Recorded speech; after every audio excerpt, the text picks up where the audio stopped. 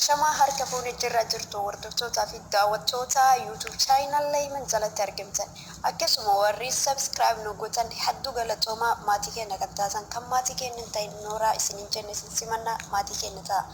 Akkuma beekamu oduuwwan guyyaa lama dura darbe simbiraan kennetti waa'ee hayyoota teennaa fi qabsaa'onni fi sabboontonni Oromoo gaggaalii hidhaman irraa waan tokko isinitti himuudhaaf dhufne. Haaluma sanii wal qabatee sabboontonni teennaa kan yeroo jalqabaatiif uffata keelloo hayyoonni teenna uffattee mana hidhaa keessatti ittiin dararamaa jirtu kan uffachuudhaan sagalee hayyoota teennaa alaa keessatti dhageessan Meserat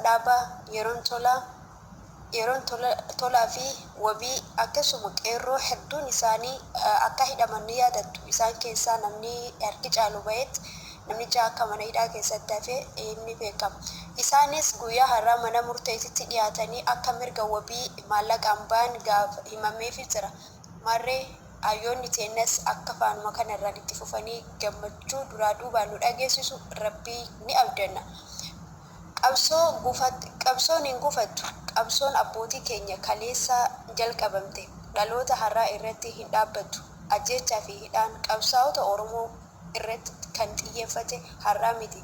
Gootota hedduutu du'aa fi qabsoo Oromoo tarkaanfatee as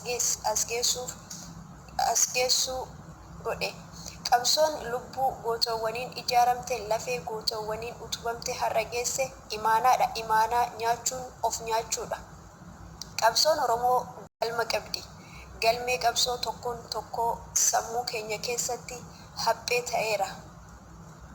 Hidhaa miti duutiyyuu qabsoo Oromoo karatti hin hambisu. Aangoo fi yeroo bitachuu nama hidhuun qabsoo dhaabuu miti. Galma qabsoo irratti dhaloota kakaasu miti.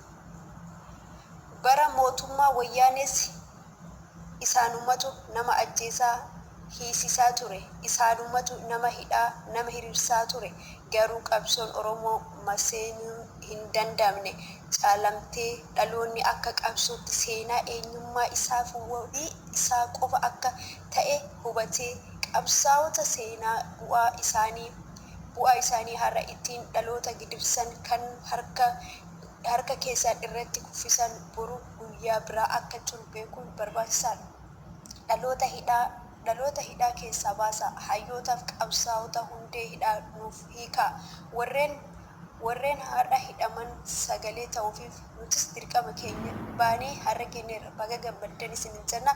Warri eengaddi nu jalaa hidhamanis mirga wabiitiin akka nuuf hiikaman guyyaa har'a dubbatamee jira.